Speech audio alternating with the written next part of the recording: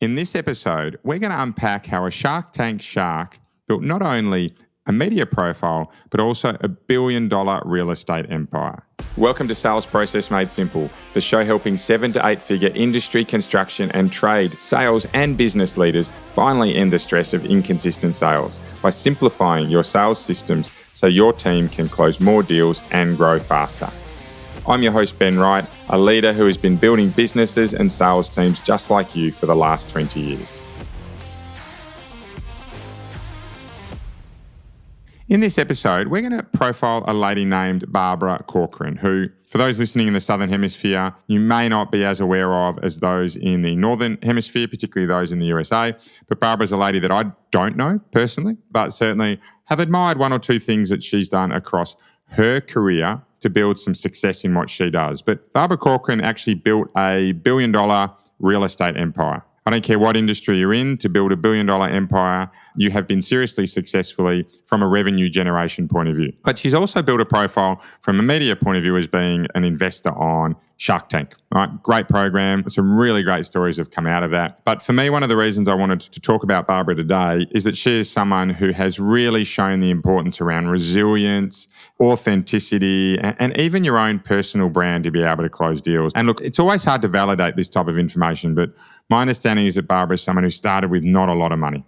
Right, and I say it's hard to validate that because I've certainly heard rags to riches stories that weren't that way. But, I love taking this stuff on face value because for me, seeing people who have succeeded in life and in business and whatever they put their minds to is inspiring. I never look at that and go, why have you been able to do that? Why can't I? But I more look at it and go, wow, well done. Now let's have a look at what you've done that's made you really successful that myself as a leader or sales or business leaders can think about. And there's a real key message here that I'll get to in a moment. But Barbara started with not a lot of money and built the Corcoran Group into a serious brokerage in New York City. So she sold out of it. I don't believe she's in the business anymore.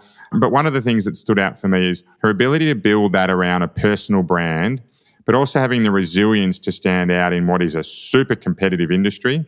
Right, and no doubt an industry that's a lot harder, not right, but a lot harder for women to succeed in. And what I really like is that to get to the place she's got to, sure, we're going to need to have made some really hard, cutthroat decisions, but also the piece around being, authentic, resilient and leveraging that personal brand, I think's really come to show here. And as I think about trade and building and construction and industry type of segments, particularly those that have leaders at the front of the peloton, right? Leaders really running these businesses publicly, is knowing what you stand for and being really committed to personally growing that can make a substantial difference to your growth profile. When we talk about sales, really knowing that your impact you have on customers when you meet them on site, or your impact that you have on your sales teams when you're training them and building processes can be substantial in terms of how you grow. Barbara is one that I think was able to do that.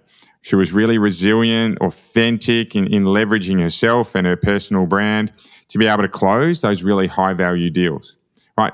To get them done, you have to be able to have that presence there as an individual to stand up in front of your customers and get the deals done, right? And for me, I think that ability to be genuine, to be persistent, to front up again and again and again are so critical to the success of businesses, particularly those in that $1 to $10 million mark who are wanting to grow. Now, no doubt having a process behind you is equally as important, but for me, the key lesson that I take out of this as a sales professional and as a leader is being prepared to really be resilient, right? And I think you do need to prepare to be resilient because if you can get yourself in that right mindset that says, hey, I'm going to take the knocks, I'm going to take the doubters, I'm going to be busy, I'm going to handle those problems in my stride, you set yourself up to handle more situations well than those that you don't. And being prepared to say, hey, I'm going to grind my teeth, I'm going to put my head down, my bum up, and I'm going to work through this can really help drive through those harder times.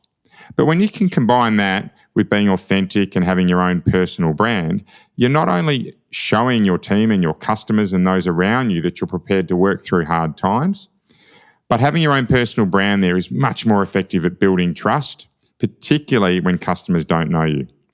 And I've spoken at great length about the importance in particularly the first meeting with customers around being able to build trust quickly.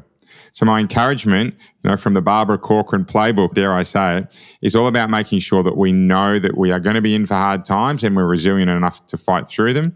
But as importantly, we're going to let our personality really shine through when we're dealing with customers. Because for me, there's not a lot of difference between your personality at a personal level and at a business level. I've never recommended you have different personas in your personal and your work life, right? But find out in a business sense what part of your personal attributes can really help you succeed. Double down on them, leverage them heavily, right? And make sure that they become omnipresent and ever present in your business as it grows and grows and grows. So key message from today is resilience, is personal brand and authenticity. We've heard these messages before, but I love being able to explore them from slightly different angles. In this instance, a lady that built a $1 billion real estate empire in a super brutal industry really leveraged and doubled down hard on these traits. I think us as sales leaders have a think about where we might be able to do it too, areas where we might be able to show greater resilience, areas where we might be able to allow our personal brand to shine through a little more heavily, and start to think about how we can roll that into our days. Very grateful you listened. We're dropping episodes every Monday, Wednesday and Friday. Today's Wednesday episode was a little bit different, and we do a little bit different angles each Wednesday just to help challenge us into how we think as leaders. Please keep that 1% better every day approach. That's it for today. Look forward to seeing you on Friday. Bye for now. Are you struggling to grow your monthly sales numbers? Feel like you've reached a sales ceiling, are involved in every deal, or have no real sales system in place to help you grow?